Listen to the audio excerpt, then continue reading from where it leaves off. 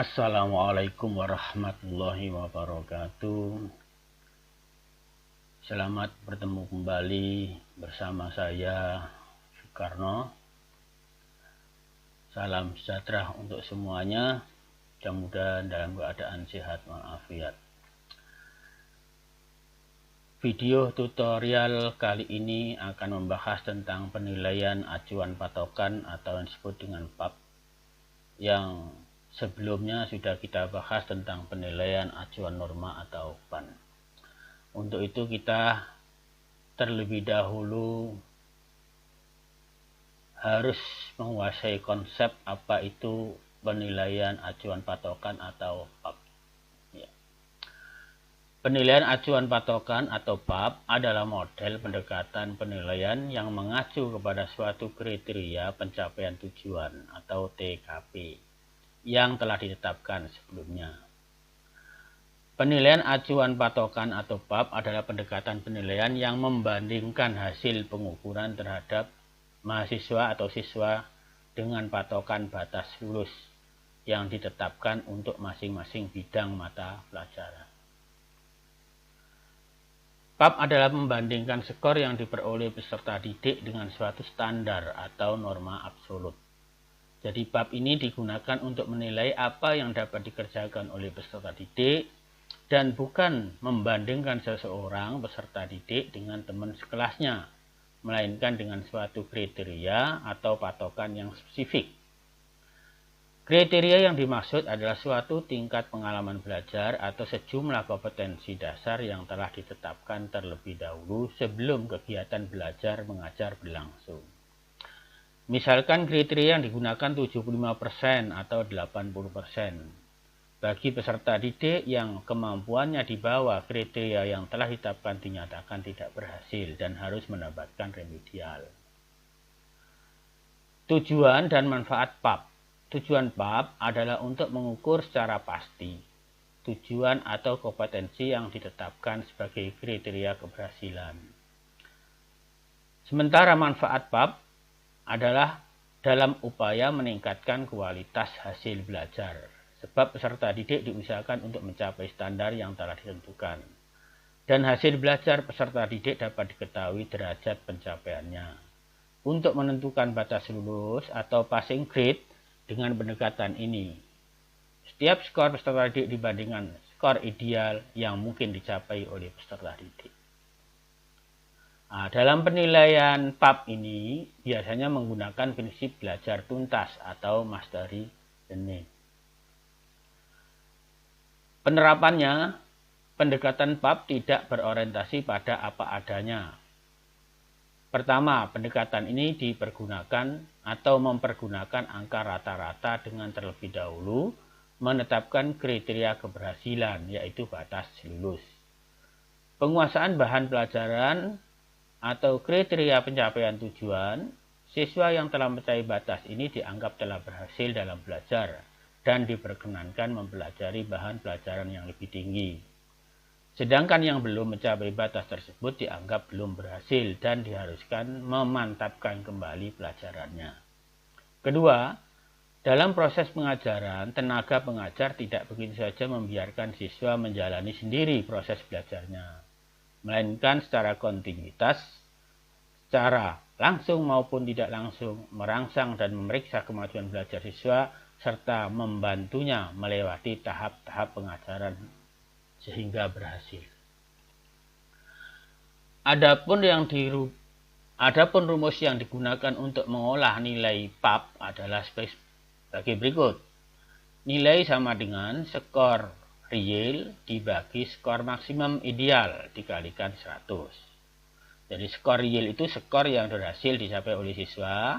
Skor maksimum ideal itu skor yang mungkin dapat dicapai siswa apabila mampu menjawab secara benar semua ujian. Sementara 100 adalah skala yang dipakai, yaitu antara 0 sampai 100.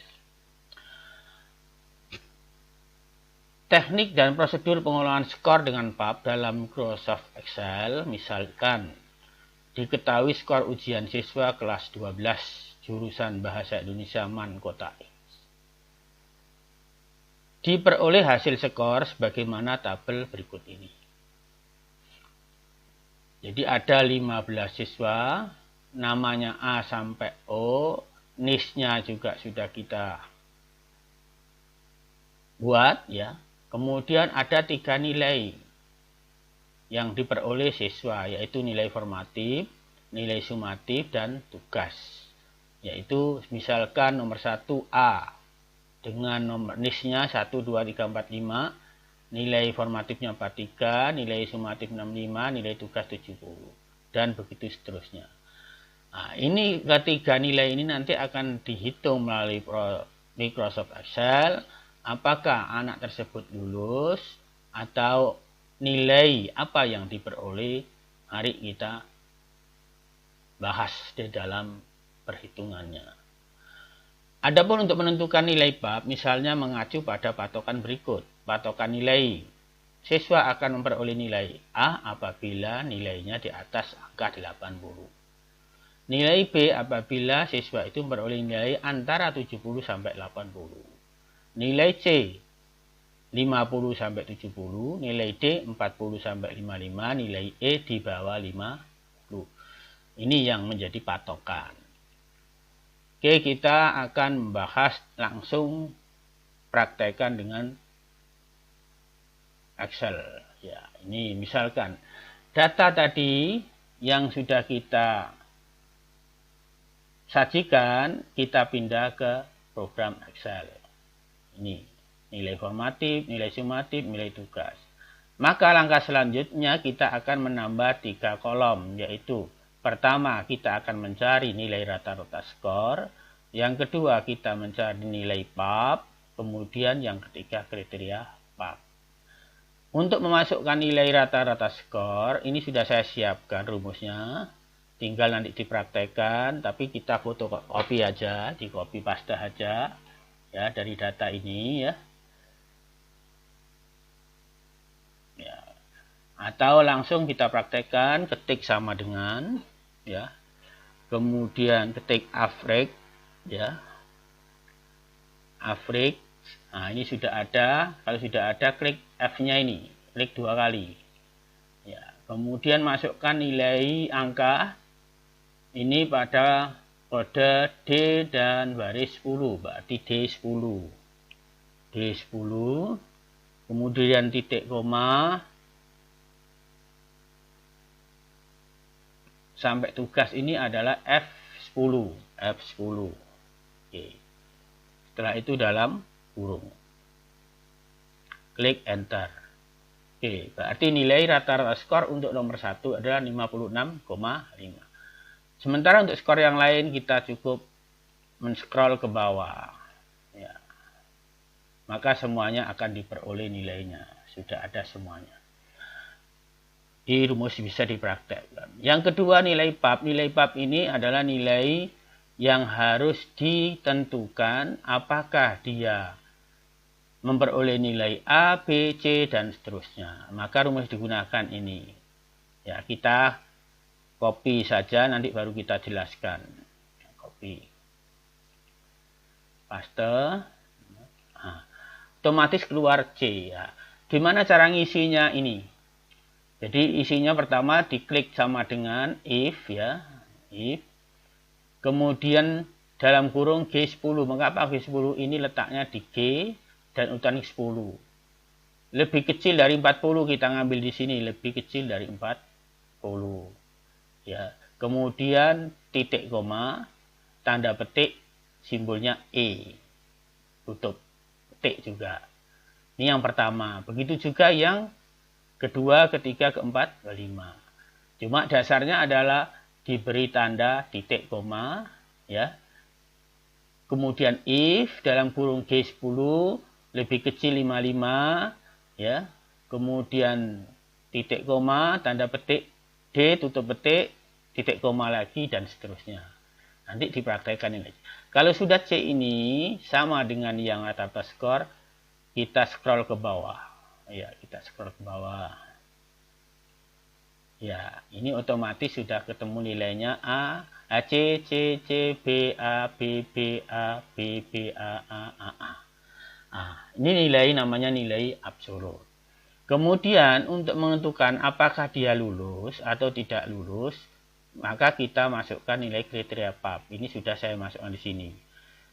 Ini langsung aja kita praktekkan karena singkat, pendek. Kita pertama ada klik sama dengan, ya.